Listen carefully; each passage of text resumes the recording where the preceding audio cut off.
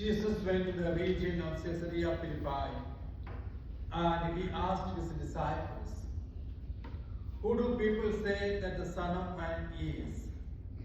They replied, "Some say John the Baptist, others Elijah, still others Jeremiah, or one of the prophets." He said to them, "But who do you say that I am?"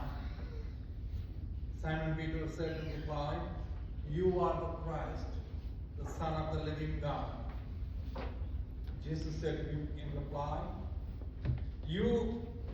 Blessed are you, Simon, son of Jonah, for flesh and blood has not revealed this to you, but my heavenly Father.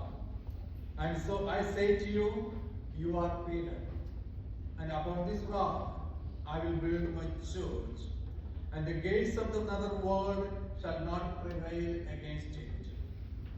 I will give you the keys to the kingdom of heaven. Whatever you bind on earth shall be bound in heaven, and whatever you loose on earth shall be loosed in heaven. Then he strictly ordered his disciples to tell no one that he was the Christ. The Gospel of the Lord. Praise to you, Lord Jesus.